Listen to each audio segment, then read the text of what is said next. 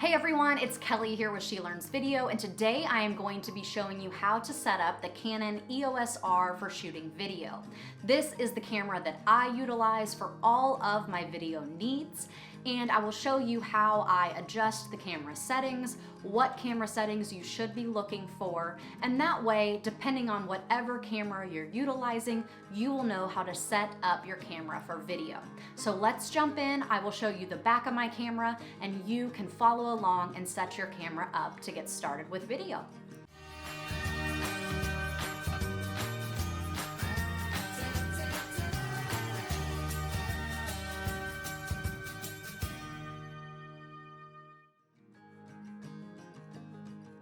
Okay everyone, so here we have the back of my Canon EOS R. Right now it is set to shoot photos in manual mode, and I'm going to show you how to flip over to video. So on the top you're going to hit the mode button, and then you're going to hit info to get to the shooting mode guide for video. I select the manual option and just hit the set button here. And then now it's in video mode, so I can adjust all of the settings as I see fit in order to start shooting video. So for me, when I'm doing my YouTube videos, I shoot in 24 frames per second in all I, as you can see here. If I want to change that, I definitely could. If I hit the set button, it'll allow me to toggle between all of the different options I have there on the back of the camera. So on occasion, I will shoot in 60 frames per second, which is right here. It's full HD, so 1080p, 60 frames per second. It does show that 59.94, and then if you're selecting 24 frames per second, it's the 23.98.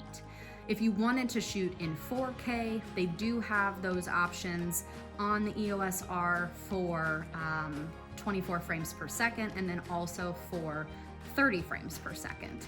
And I like to select all I because it definitely is the option you want to choose when you are looking for a higher resolution file.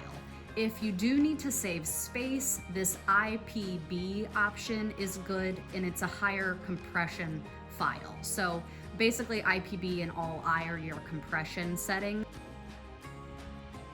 Okay, so once you're here in video mode, you can definitely start adjusting your settings. So for me, I like to decide on my frame rate, which is right here. It's my 23.98, which is 24 frames per second.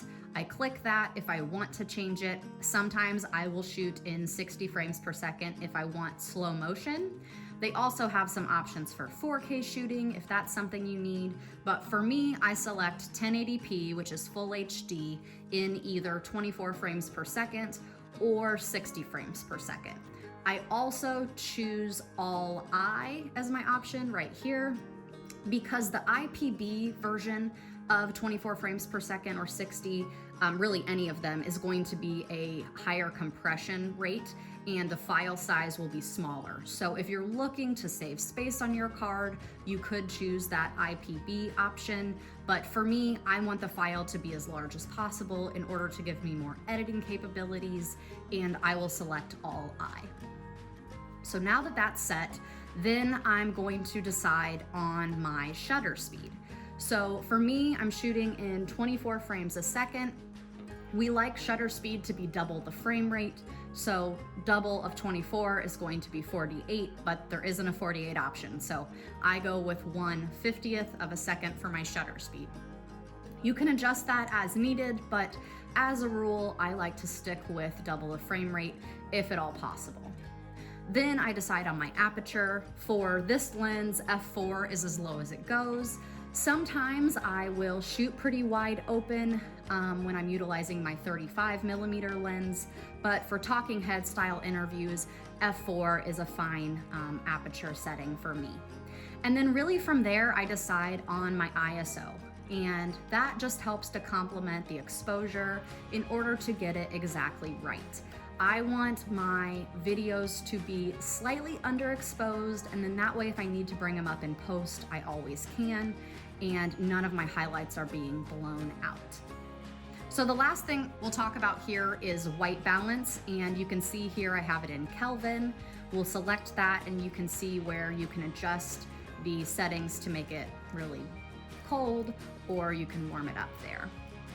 So I like this option for shooting anywhere that your lighting's pretty consistent. If you do need to adjust, let's say for example, we go outside and it's a cloudy day, you could select that. Or again, you can set up a custom white balance. But really for video, I like to encourage you to utilize Kelvin or a custom white balance. You're not going to want to be on auto because it could potentially change your white balance throughout the video. And that's just not something you're going to want to do when shooting video. You want to get it as good as you can in camera in order to have the best results. So that's pretty much it. You can also adjust the focus settings depending on what you're shooting. I really like to do this option with face tracking, and the eye autofocus is enabled.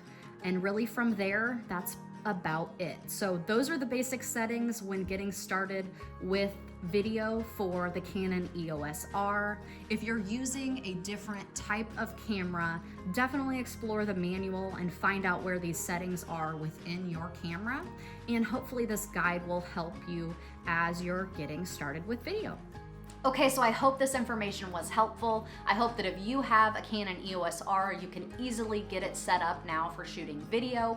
And if you're utilizing a different camera, you should be able to follow along and still adjust those settings to make sure you can start capturing videos. If you liked this video, definitely hit the thumbs up, subscribe, comment below, and if you want more information, come check us out at shelearnsvideo.com.